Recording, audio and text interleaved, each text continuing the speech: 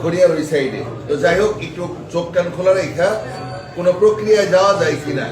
Police তো আছে, পুলিশের বাইরেও সামাজিক ভাবে আমরা কোনো কর্মকাণ্ড করতে পারি কিনা, যেটা ন্যূনতম মাদকটা কমায় নিয়ে আসা সম্ভব হবো। আর কোন ডিলার থাকলে পরে ডিলারের নাম দাও টিউনো সামনে, ওসি সামনে, মানে ডিলার বলতে ব্যবসায়ীরা টার্গেট করো।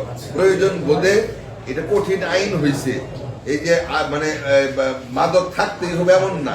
পারসেপশনও যদি বলে, গ্রামবাসী যদি বলে এই ডিলার রাতারাতি বড় লোক হয়েছে, তাহলে ওকে অ্যাটাক করতে হবে অন্য উপায়ে হইলেও। শুধু মাদকই পাইতে হবে এমন কোনো কথা নাই।